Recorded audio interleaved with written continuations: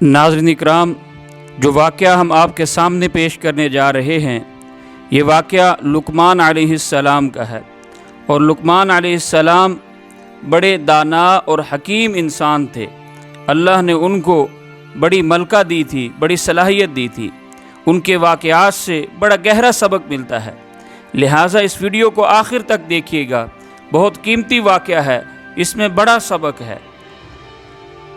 हज़रत लुक़मान अलैहिस्सलाम को उनके आका ने जब ख़रीदा तो दूसरे ग़ुलामों ने लुक़मान अलैहिस्सलाम को हकीर समझा। एक दिन आका ने तमाम ग़ुलामों को बाग़ में भेजा कि बाग़ के फलों को तोड़ लाएं।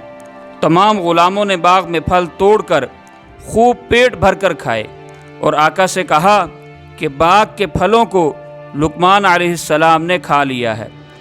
आका लुक़मान अलैहिस्सलाम पर बहुत नाराज़ हुआ तो लुक़मान अलैहिस्सलाम ने आका से कहा कि आप इस इल्ज़ाम की तहक़ीक़ कर लें, मैंने नहीं खाया। मैं आपको एक तदबीर बताता हूँ, उसके ज़रिए ये हकीकत आप पर खुल जाएगी कि मेवा किसने खाया है। आका ने पूछा, वो क्या तदबीर है?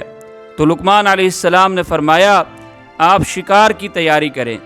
अस्तबल से घोड़ा मंगाया गया।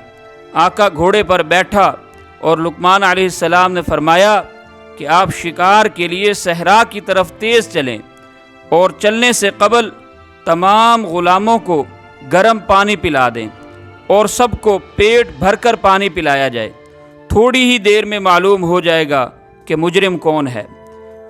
जब ग़ुलामों को दौड़ना पड़ा तो जिन लोगों ने मेवा खाया था सबको तेज़ हरकत करने से तय हो गई, क्योंकि गर्म पानी पीकर दौड़ने से मैदा और गर्म हो गया और रास्ता भी सहरा का नाहमवार नशेबो फराज वाला था, जिससे कै होना यकीनी था। बस कै में मेवा साफ ज़ाहिर हो गया, क्योंकि ताज़ा ताज़ा खाया था। अभी इतना अरसा नहीं गुज़रा था कि वो मैदा में हज़म होकर आंतों में उतर जाता और हज़रत लुक़मान अलैहिस्सलाम को कै न हुई, क्योंकि उनके पेट में मेवा मौजूद ही नहीं था। हज़रत लुक़मान अलैहिस्सलाम की इस हिकमत से सब ग़ुलामों को शर्मिंदगी और नदामत हुई और उनकी हिकमत से आका बहुत खुश हुआ और ये आका के मुकर्रब बन गए। मौलाना रूमी रहमतुल्लाह अलैह फरमाते हैं कि जब लुक़मान अलैहिस्सलाम की हिकमत का ये हाल है तो मालिक हकीकी यानी रब्बे वदूद की हिकमत का क्या ठिकाना होगा।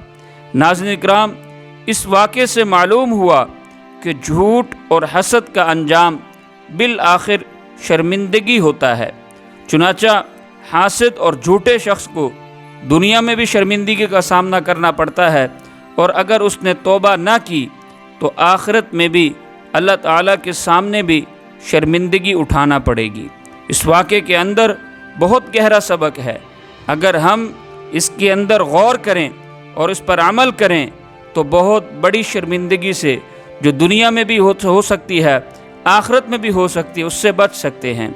यानी झूठ से और हसद से अपने आप को बचाकर ज़िंदगी गुजारना ये इज़्ज़त वाली ज़िंदगी है और झूठ और हसद में डालकर अपने आप को दुनिया में भी ज़लील करने वाली बात है, आखिरत में भी ज़लील करने वाली बात है।